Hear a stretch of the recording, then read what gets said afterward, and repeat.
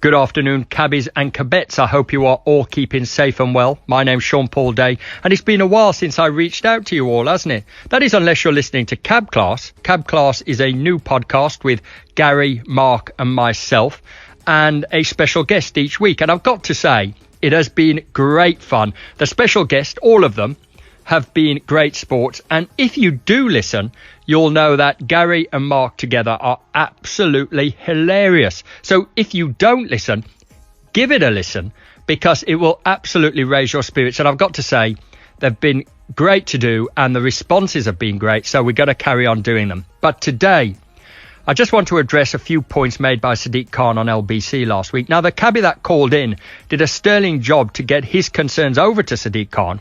But the problem with LBC, and the problem with all mainline radio stations for that matter, is that you can never answer Sadiq's responses fully and comprehensively. You're just not given the space or the time to do so.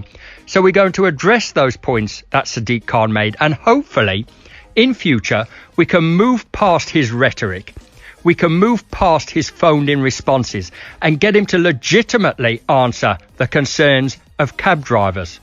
So, here goes.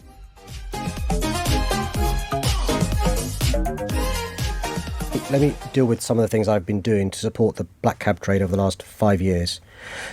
Firstly, I was the chair of TfL who decided not to renew Uber's licence. They took me to court and won their court case. OK, Sadiq Khan made the point that he was the mayor that refused Uber's licence. Not once, but twice. What he failed to mention was that he didn't do this to favour the taxi trade, or at least he shouldn't have done this to favour the taxi trade. He refused Uber's licence on safety grounds and breaches to their licence. Now, I'll just remind Sadiq Khan of what they were. In the 6 months between the 1st of the 12th, 2018 and the 1st of the 5th, 2019, Uber received 597,881 complaints. Of those, 27,799 were related to passenger safety. In October, Uber said it had only investigated 15,937 complaints, as if that wasn't enough, and 1,521 were deemed serious. He also stated that the magistrate's court overturned his decision. Not that it was a difficult decision to overturn, TfL decided to remain neutral. How the hell can TfL, who is the licensing authority and regulatory body for taxis and private hire here in London, assume a neutral position? I've never heard of it in any other walk of life. Now, if Sadiq Khan had been serious about public safety, then he wouldn't have waited to refuse Uber having their licence renewed, would he?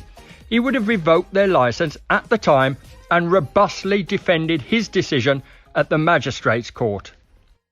Secondly, I was the mayor that's allowed black cabs to use our bus lanes 24 hours a day. They cover almost 95% of the streets of London. 95% of the bus lanes you're allowed to use, which I'm responsible for. Right, so Sadiq Khan claimed that he was the mayor that allowed taxis to use TfL bus lanes for 24 hours per day.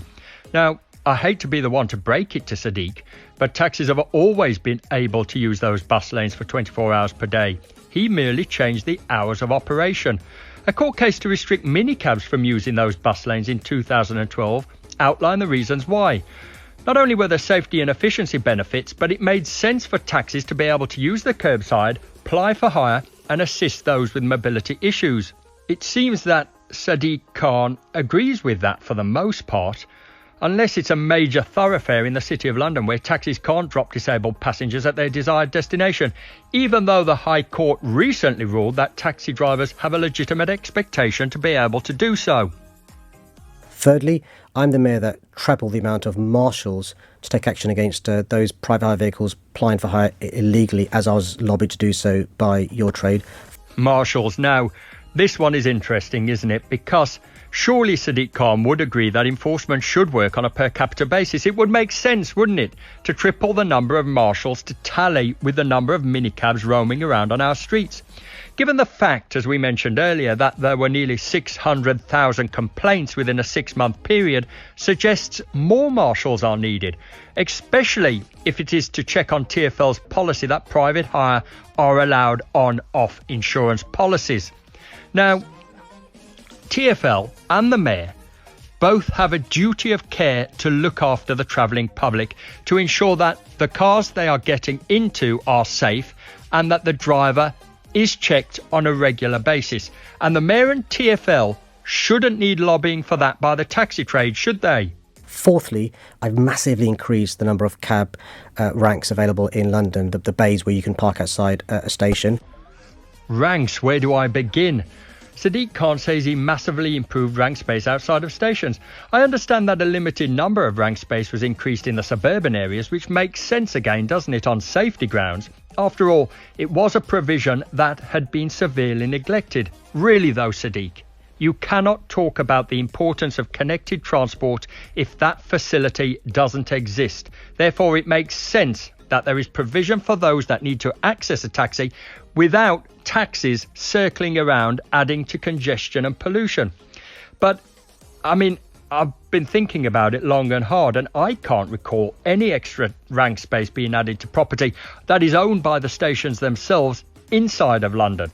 What I do know is a massive number of rank space has been suspended over the last year, as well as much of the curbside, making it almost impossible for those with mobility issues to board a taxi.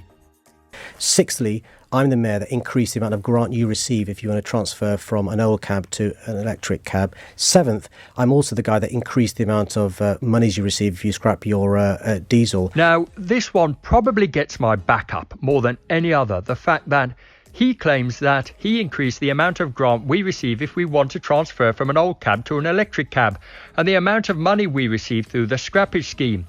And he's right when he says previously that over £30 million has already been paid out.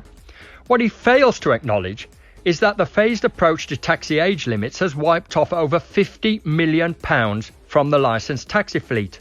What does he propose the alternative to be? That taxi drivers scale up to a compulsory purchase vehicle that they cannot afford? Whilst he's taking pats on the back, Sadiq Khan rarely praises the taxi trade for the part they are playing in cleaning up London's dirty air. No other industry has had to make the concessions taxi drivers have had to make in such a short space of time. Not private hire, not bus companies, not the tube, not the waterways. And where is the payoff? Nowhere. In fact, it doesn't matter what part you play, you will be refused access to the majority of street space schemes. Got to say, well done to the taxi driver that called up to challenge Sadiq Khan, and he was bang on the money. The only problem is it's very difficult in that kind of scenario because Sadiq Khan has the marquee position. He is allowed the time to answer the taxi driver's concerns with a number of points, and the taxi driver isn't allowed to challenge the points that he is making. So it's a very restricted situation the taxi driver was put in. Nevertheless, he was bang on the money. And what we got was the same old rhetoric from Sadiq Khan that the High Court mentioned only a couple of weeks ago. The fact that he always bigs up the taxi trade and always recognises or pays lip service to taxi drivers and the part they play in moving people around. But when it comes to policy, he does nothing but degrade the taxi driver and the taxi service down to a car driven for private purposes. What the taxi driver was able to admirably get in was the fact that Sadiq Khan is the mayor that was responsible for removing taxis from using priority lanes in his transport strategy.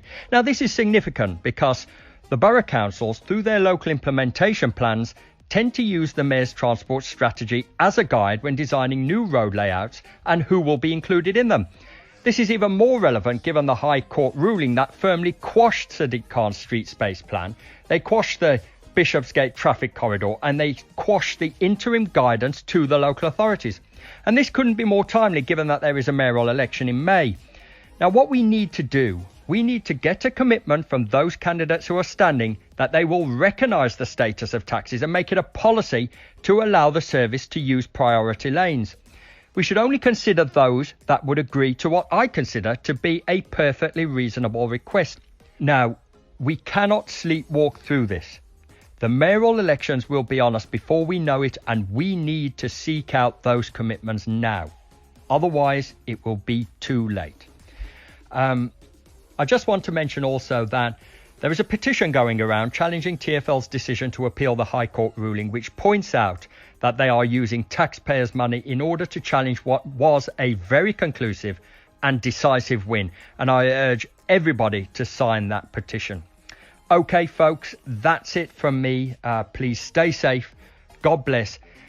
And if you find that you're struggling at the moment and that you feel that you cannot cope, then please reach out and talk to somebody. You will be amazed at how many people really do care and are willing to listen. Like I say, God bless. Take care, stay safe, and I look forward to seeing you out on the other side.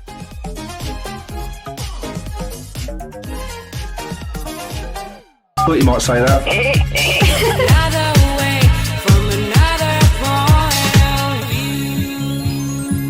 London Taxi Radio, the cabby's choice.